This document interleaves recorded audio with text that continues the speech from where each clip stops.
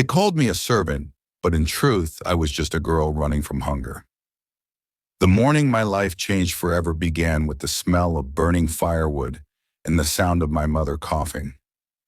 The small, mud-walled kitchen was filled with smoke from the half-broken stove, and the air was heavy with the sadness we had been breathing for months. My father had been gone for 6 months, buried beneath the rubble of a collapsed building site in Enugu. He left us nothing but debts and a family name that no longer opened doors. We had sold almost everything: his bicycle, my mother's gold earrings, even the old radio that once brought us joy on Sunday afternoons. My younger brother Samuel, only 15, had stopped going to school because we couldn't pay his fees. He sat on a wooden stool outside, scribbling on scraps of paper, as though pretending to study might bring back his education. That morning, my mother called me into her room.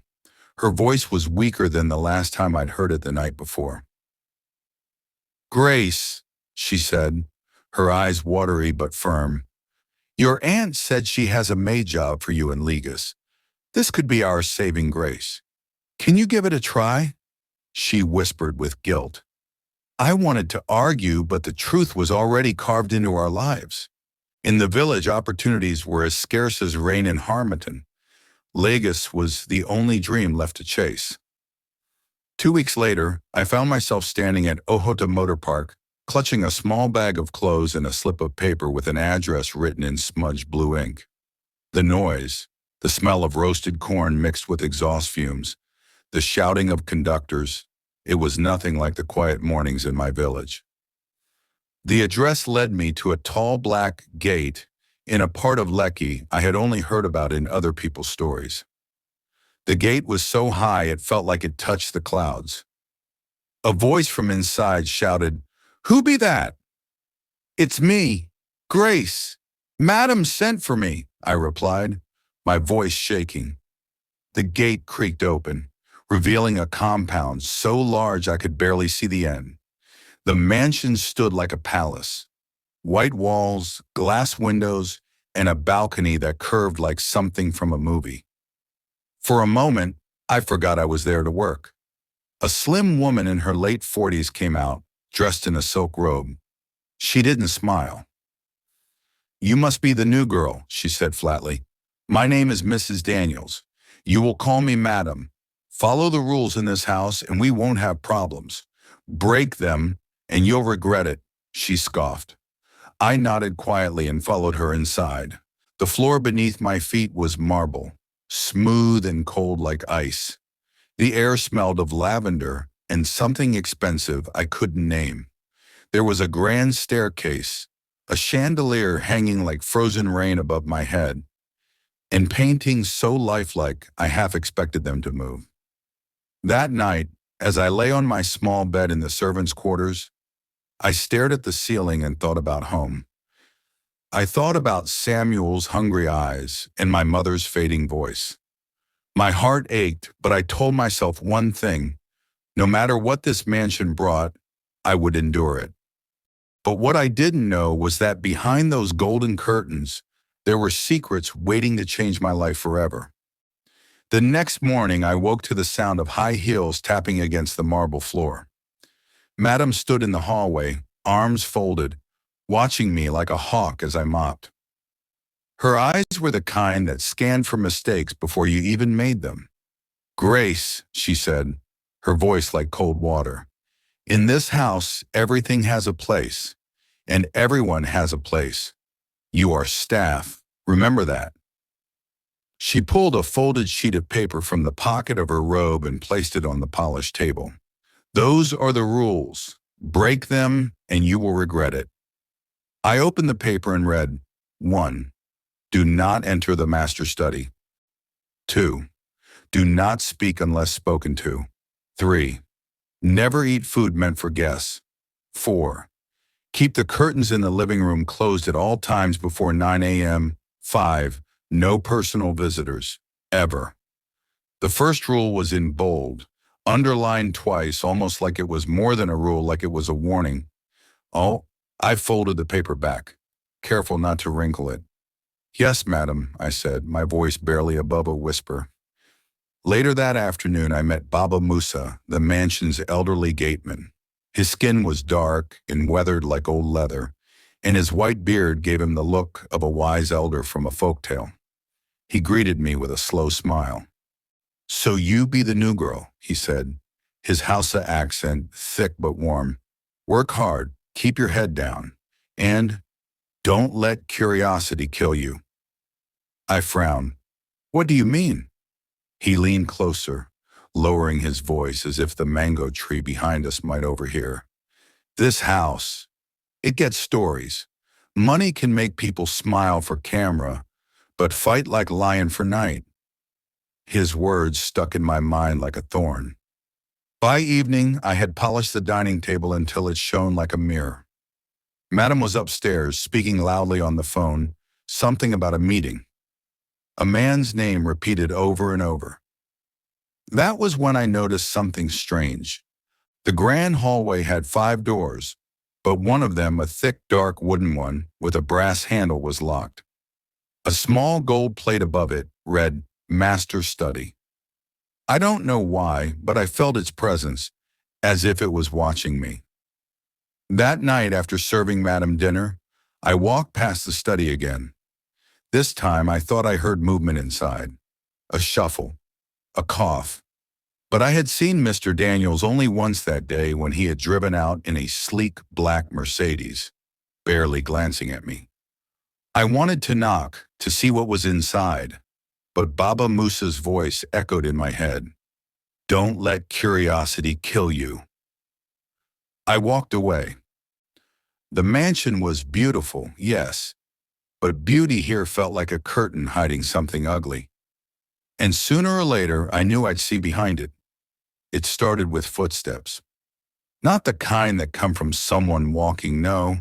These were the kind you hear in the middle of the night, when everyone is supposed to be asleep, quick and restless, like someone pacing. That first night I heard them, I thought maybe it was Madam coming down for water. But then came the voices, sharp, low, and cutting through the silence like a blade. From the tiny servants' quarters at the back, the mansion felt far away, but the air carried sound in strange ways, and if I stood at the kitchen doorway, I could hear the faint echoes from the main building. You've been moving money without telling me, Richard, Madam's voice hissed, cold and controlled. It's my company too, Laura, Mr. Daniels replied, his tone weary but firm. Not if you destroy it first, she snapped, and something, maybe a glass, shattered. My hands froze around the wet plate I was washing. I knew I shouldn't be listening, but their voices were like magnets pulling my ears closer. Over the next few days, the arguments became routine. Morning smiles at breakfast, but by nightfall, their words would sharpen. Sometimes it was about the company, sometimes about people whose names I didn't know. One evening I was dusting the tall bookshelf in the hallway when Madame passed by. Her eyes were red and not from sleep. She caught me staring. What are you looking at? She barked. Nothing, madam. She stood there for a second, her lip trembling slightly, then walked away quickly. Later, Baba Musa found me sitting outside after dinner, staring at the mansion's glowing windows. You hear them fighting, Abi? He asked quietly. I swallowed. Sometimes, yes. He sighed deeply, his voice almost a whisper. Rich people fight over 2 things, money and secrets. This house get both. He didn't explain further, and I didn't press him. But his words made the walls of the mansion feel tighter somehow, as if the air itself was holding something back. That night, as I carried laundry upstairs, I passed the master study. The door was still locked, but this time I noticed something different. A small strip of light leaking from the bottom, and the faint smell of cigar smoke curling out into the hallway. Mr. Daniels was supposed to be out at a meeting. I kept walking, but my heart was racing. Whatever was inside that study was more than just books and papers. I could feel it. The change came almost overnight. One morning, Mr. Daniels left the mansion dressed sharp as always, navy blue suit, polished shoes, the faint scent of expensive cologne trailing behind him. That evening, when his car returned, it wasn't him stepping out. It was two men carrying him between them. He looked pale, his normally firm shoulders slumped forward. His tie was gone, his shirt buttons undone, sweat darkening the fabric. Madame barked orders to the guards, but there was a tremble in her voice. "Call Dr. Hassan," she said, her eyes darting toward me. "Grace, fetch a wet towel." For the next few days, the mansion moved differently. The sound of Mr. Daniels's deep laughter no longer echoed in the halls. Instead, there was the quiet hum of the air conditioner in his bedroom and the occasional cough that made my chest tighten. Dr. Hassan came often, his medical bag always clicking open and shut, like a clock marking bad news. I overheard him telling Madam, "He needs rest, Laura. Reduce his stress. This kind of pressure, it can be dangerous." Madam nodded but didn't meet his eyes. That same night, she left the house for a business meeting, dressed in a red gown that looked more like an evening date than work. The next morning, Madam handed me new instructions. "You'll be helping the nurse look after Mr. Daniels. Just follow her lead and don't talk too much. He needs peace." The nurse came twice a day, but the rest of the time it was just me. I'd bring him food he barely touched, change the damp towels on his forehead, and sit by the window while he slept. At first I kept quiet, afraid to overstep. But one afternoon, as I was pouring water into his glass, his voice startled me. "What's your name again?" he asked, his eyes half open. "Grace, sir." "Grace." He smiled faintly. "I remember now. You're the girl from Enugu." I nodded, unsure how he knew. "Baba Musa talks too much," he chuckled weakly, then coughed. "Tell me, Grace, what do you dream about?" The question caught me off guard. No one in Lagos had asked me about my dreams. They only asked about my work. I dream about my brother finishing school, about my mother not having to beg for food," I said, my throat tight. He closed his eyes but kept smiling. "Good dreams, honest dreams. Hold on to them." From that day, our conversations grew. He told me about his childhood in a small town in Ogun State, how he sold oranges on the roadside before life changed. He spoke about betrayals in business, friends who became enemies, and how money could build walls thicker than any mansion. Sometimes I'd find him watching me when he thought I wasn't looking, not in the way of a man watching a woman, but in the way of someone searching for something he'd lost. One rainy evening, after I helped him sit up in bed, he said softly, "You remind me of someone I once trusted with everything. Don't lose that, Grace. This world, it can change you before you notice." I didn't know it then, but that was the first seed he planted, the one that would grow into the moment that changed my life forever. By the second week of caring for Mr. Daniels, the mansion didn't feel so big anymore. It wasn't that the walls had shrunk, it was that my life had shifted into the rhythm of his. Morning tea with honey, light porridge at noon, evening walks to the balcony when his strength allowed it. Madam was hardly ever around. Some days she claimed to be at the office, other days she left without explanation, dressed in perfumes that lingered in the air long after she was gone. The nurse still came twice a day, but more and more Mr. Daniels wanted me there instead. One afternoon, as I was folding the cashmere blanket at the foot of his bed, he asked, "Grace, do you believe money can buy happiness?" I hesitated. "I think it can buy food, clothes, school fees. But happiness?" I shook my head. "That one, I don't think so." He smiled faintly. "Good. You're smarter than most people I know." Our talks became more personal. He told me about his younger days, how he met Madam at a gala, when she was a young banker with dreams.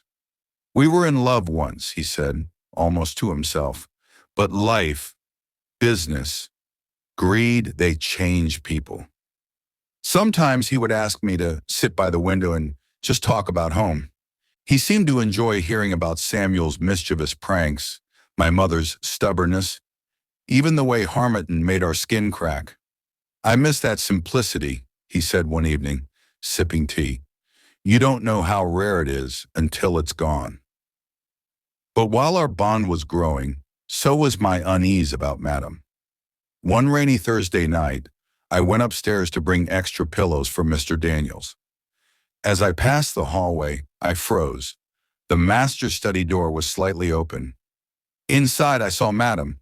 She wasn't reading or working. She was on the phone pacing. The old man won't last much longer. Yes, the papers will be ready. Once it's done, we can move everything. She turned suddenly and I stepped back into the shadows. My heart was pounding. I knew I had no right to listen, but those words didn't sound like love or concern. The next day, Mr. Daniels seemed more tired than usual.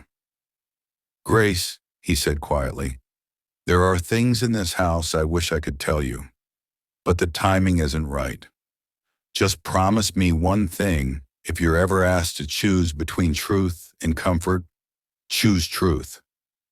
His words stayed with me long after I left his room. I didn't know it then, but soon I would have to make that choice, and the cost would be higher than I could imagine. That night, the rain had started early, heavy drops drumming against the roof like war drums. The mansion felt restless, every creak of the floorboards and flicker of the chandelier more unsettling than usual. I was headed to the laundry room to fetch fresh towels when I heard a muffled laugh. Not the kind you hear during polite conversation. This one was low, breathless, almost intimate. I froze mid-step. It was coming from the guest wing. I crept closer, heart pounding, the sound of my own breathing loud in my ears. The door to the small sitting room was slightly ajar, a thin stream of light spilling into the hallway. I told myself to walk away. I almost did, but curiosity is a dangerous master. I pushed the door open just enough to see, and that's when my stomach dropped. Mrs. Daniels was in the arms of the same man I had seen that night. His suit jacket was on the floor, her silk robe hanging loose from her shoulders. His hands were on her waist, her lips pressed to his neck, and the way they moved together erased any doubt from my mind. The worst part? The look on her face. Not guilt, not shame, but hunger. The kind of hunger you don't fake. I must have made a sound, a tiny gasp, because her head snapped toward the door. Her eyes locked on mine, and for a split second, we just stared at each other. My legs turned to water. I ran. I didn't stop until I was outside in the garden, gasping for air, the rain soaking me through. Baba Musa was there, standing under the mango tree as if the storm didn't touch him. His eyes were calm, but the way he studied me made me feel like he already knew what I had seen. He stepped closer, his voice low, almost swallowed by the rain. Grace, he said slowly, the things you've seen tonight, you must bury them deep, because in this house, the truth is not just dangerous, it's a death sentence. I wanted to ask why, but something in his tone told me the answer might be more terrifying than the act I had just witnessed. As I lay in bed that night, I wondered which hurts more, Mr. Daniels' deteriorating health or Mrs. Daniels' infidelity. The mansion felt quieter than usual that morning, as though the walls themselves were holding their breath. The air was heavy with the scent of eucalyptus from the oil diffusers Mrs. Daniels insisted on using. But beneath it, there was something else, something faint, the smell of sickness. One of the junior maids came running to me. Grace, Ogade call you. Him say make you come quick. I wiped my hands on my apron and hurried upstairs. The double doors to Mr. Daniels' bedroom were half open, a soft shaft of light spilling into the corridor. Inside, the room was dim, curtains drawn. Only the slow, rhythmic beep of a medical monitor broke the silence. He was lying on the bed, propped up by pillows, his skin pale, his breathing shallow. I had never seen him look so small. The man whose voice used to command entire boardrooms now spoke barely above a whisper. "Grace," he said, his eyes searching mine. "Come closer." I moved to his side. His hand, cold but firm, closed around mine. "If I gave you everything," he paused to catch his breath, "would you remain the same?" The question hit me strangely. "What do you mean, sir?" I asked. "If I left you the keys to this house, the cars, the accounts, would you still remember who you were before you entered these gates?" I swallowed hard. "Sir, no matter where life takes me, I will never forget my roots." His lips curved into the faintest smile. "Hold on to that. This place," his voice trembled, "it changes people. Sometimes it swallows them whole." Just then, a shadow passed across the doorway. Mrs. Daniels. She was watching us, her expression unreadable. Her eyes lingered on me a moment too long before she slipped away without a word. Mr. Daniels tightened his grip on my hand one last time. "Grace, promise me, don't let this house make you forget your soul." I promised. But deep down I wondered if it was already too late. The night it happened, the rain came in waves, soft at first, then pounding against the mansion's windows like a warning nobody could hear. I was in the laundry room when I felt it. A sudden, strange stillness in the air, as though the house itself had stopped breathing. By morning, the whispers had started. "Grace, Oga Don Go." The words spread like wildfire among the staff. Mr. Daniels had slipped away quietly in his sleep, the monitor in his room registering one final lonely flatline. Mrs. Daniels put on the perfect show. She wailed. She clutched her chest. She fainted twice in front of the guests who arrived to pay respects. Her tears seemed endless, but behind her eyes there was something cold, calculating. 2 days later, she gathered the entire household staff in the marble foyer. Her voice was hoarse, but her tone was sharp.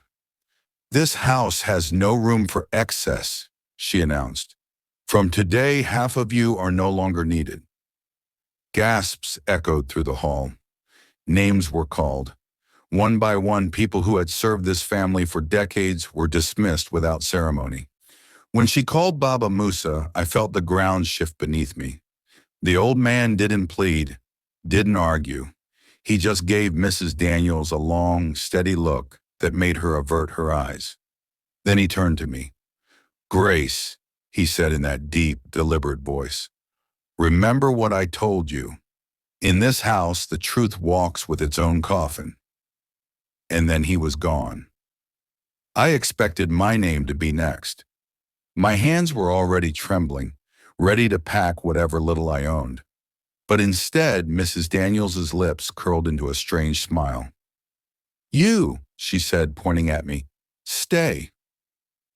The very next morning, a black car pulled into the driveway. Out stepped a man in a tailored suit, carrying a leather briefcase. His presence made even Mrs. Daniels tense. "I am Mr. Daniels's lawyer," he announced. "We need to discuss the will, privately, with Grace." The lawyer's voice was calm, but each word landed like a thunderclap in the grand living room. "In accordance with Mr. Michael Daniels's last wishes, this document, dated 6 months before his passing, will be executed as written." Mrs. Daniels sat upright, her hands clasped tightly in her lap, a practiced expression of grief masking her anticipation. Around her, the Daniels extended family shifted in their seats. hungry for their share. The lawyer cleared his throat. To my beloved wife, Margaret Daniels, I leave my heartfelt thanks for the years we spent together. No material inheritance is granted. A murmur swept through the room. Mrs. Daniels' nostrils flared, but she said nothing. The lawyer continued, to my nephews, nieces, and extended family, I leave my prayers for your success. No monetary gifts are provided. Now the room was buzzing, shocked whispers, quick glances. Then came the blow that shattered everything. All properties, businesses, vehicles, and financial accounts, local and foreign, are hereby left to Grace Obianuju in recognition of loyalty, kindness, and integrity beyond blood ties. The air went still. I felt my heart slam against my ribs. Me?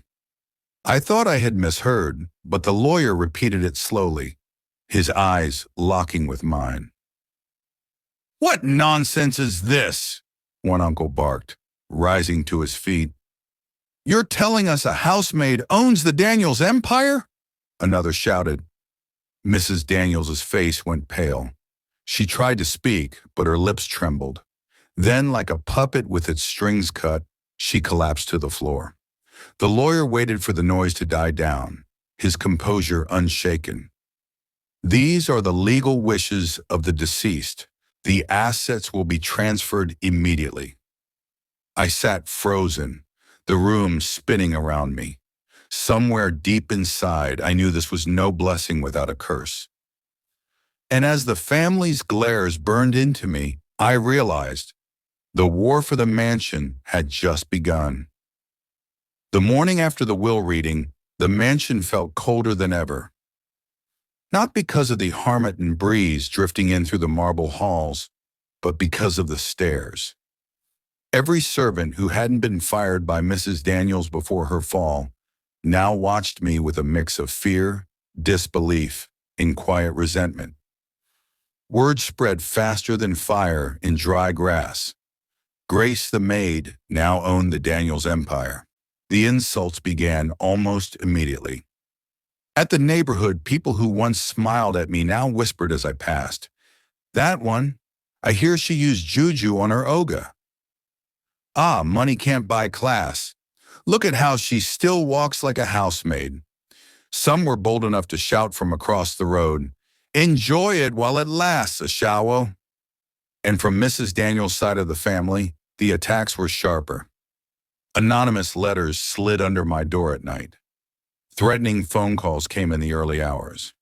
One evening, a stone smashed through my window with a note attached.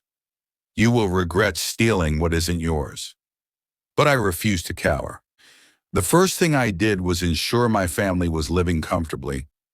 Samuel stayed in the best school in the city, a promise I had made to him and my mother. The second was to bring back Baba Musa. He stepped into the mansion quietly, his old eyes scanning the place like he could smell the trouble lingering in the air. This wealth, Grace, he said, is both a shield and a target. Guard it well, but more importantly, guard your soul. With the lawyer's help, I began managing the businesses. But my heart kept tugging me back to the red earth of my village, to the barefoot children who still sat under mango trees to learn their ABCs. So I took a decision. From the fortune Mr. Daniels left, I built a free school, the Michael Daniels Memorial Academy. When we cut the ribbon on opening day, I stood in front of the smiling children and thought, this is the kind of legacy he would have wanted. But deep down, I knew my battles were far from over. Because while the villagers sang my praises, the enemies I had inherited were only sharpening their knives. It started with a knock that wasn't just loud, it was arrogant. When I opened the door, two men in dark suits stood there, papers in hand. You've been served, one of them said, his tone dripping with satisfaction. Inside the envelope was a lawsuit. Mrs. Daniels was taking me to court. Her claim? That I had manipulated her late husband into rewriting his will. The trial became the talk of the city. Every day, the courtroom was packed with journalists, curious onlookers, and vultures who thrived on scandal. Mrs. Daniels sat on the plaintiff's side in tailored black, her face sharp with hatred. Her lawyer painted me as a gold-digging village girl who wormed her way into the heart of a dying man. I sat there quietly, letting them spin their lies because I knew the truth had teeth. My lawyer, a calm but ruthless man named Barrister James, began to dig. Piece by piece, he peeled away Mrs. Daniels's mask. First came the bank statements, large withdrawals she couldn't explain. Then came the photos of her in another man's arms, a man who wasn't her husband. Finally, the killer blow. Signed contracts proving she had diverted company funds into a secret account in Dubai. The courtroom erupted. Mrs. Daniels's composure cracked, her voice rising in anger before the judge banged his gavel for silence. When the verdict came, the judge's words were clear. The evidence proves Mrs. Daniels engaged in fraud and breached her marital vows. The court finds no merit in the claim of manipulation against Miss Grace. I had won. But as I looked across the room at Mrs. Daniels, broken, humiliated, her once proud eyes now swimming with tears, I felt no joy. The law gave me the right to press criminal charges for fraud. Instead, I took a deep breath and told the judge, I will not pursue imprisonment. Let her live with the weight of what she's done. Gasps filled the room. It wasn't weakness. It was power, the kind that comes from knowing you've already won more than they can ever take back. But I also knew mercy doesn't erase hatred. It only delays its next move. The years had a way of softening some wounds and sharpening others. When I looked in the mirror now, I no longer saw the timid village girl who had once scrubbed floors for approval. I saw a woman who had survived betrayal, courtroom battles, and whispers that would have crushed a weaker soul. The city now called me Madam Grace. Not because of wealth alone, but because of the lives I touched. The free school in my village had expanded to 3 branches. Women who once came to me in tears now own small businesses, their laughter echoing through markets. I funded scholarships, rebuilt homes, and made sure no girl in my community was ever treated as disposable. Samuel grew into the kind of man that our parents would have been proud of. On the day he graduated from law school, he walked across the stage with the same steady confidence Mr. Daniels once carried. When he hugged me after the ceremony, he whispered, Grace, you gave me a future. Now I'll spend mine protecting yours. In that moment, I realized that Daniel's fortune was no longer about survival. It was about building something that could outlive both my name and my scars. One quiet evening, I stood at the balcony of the mansion. The same balcony I had once been too afraid to step onto, afraid the world below didn't belong to me. Now I owned my place in it. I thought of the girl who had walked through those gates for the first time, heart pounding, unsure if she'd even last a week. The girl who had scrubbed marble floors until her hands bled. The girl who had been underestimated by everyone, including herself. I smiled, breathing in the cool night air, and said softly to the wind, I entered this mansion as a servant, but I left as its heart.